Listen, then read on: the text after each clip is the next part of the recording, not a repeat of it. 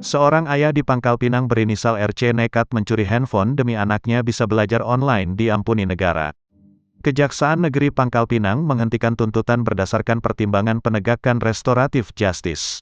Setelah kabarnya tersiar, Bapak RC pun viral dan menjadi konten di sejumlah media sosial seperti Facebook dan TikTok. Bapak RC diampuni negara dengan alasan kemanusiaan. Iya, Bapak RC sebelumnya sempat jadi tersangka karena mencuri ponsel Xiaomi Redmi 2 untuk anaknya sekolah online. Ia sempat hadir pada acara Kejaksaan Negeri Pangkal Pinang beberapa waktu lalu. Pada acara itu, Bapak RC memeluk ke Kepala Kejaksaan Negeri, Kejari Pangkal Pinang Jeferdian setelah penuntutan atas kasusnya dihentikan. Kasus pencurian ponsel ini dihentikan demi kemanusiaan. RC kian menangis haru saat Kejari Pangkal Pinang Jeferdian memberikan hadiah handphone kepada anaknya. Bapak RC mencuri handphone jenis Xiaomi Redmi 2 milik korban NT di alun-alun Taman Merdeka, Pangkal Pinang.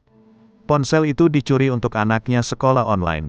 Ia pun terkena masalah hukum karena perbuatan nekat itu.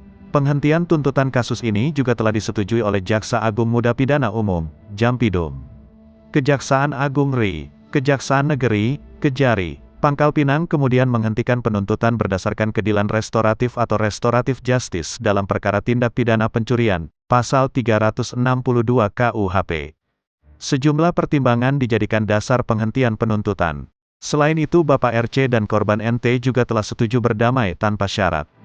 Perdamaian keduanya juga telah dituangkan dalam perjanjian perdamaian. Kepala Kejaksaan Negeri, Kejari, Pangkal Pinang Jeferdian menyebut, penghentian penuntutan tersebut dilakukan dengan pertimbangan yang cermat dan terukur. Kemudian pihaknya juga telah memamparkan hal ini di Kejaksaan Tinggi, Kejati, Provinsi Bangka Belitung dan Kejaksaan Agung RI.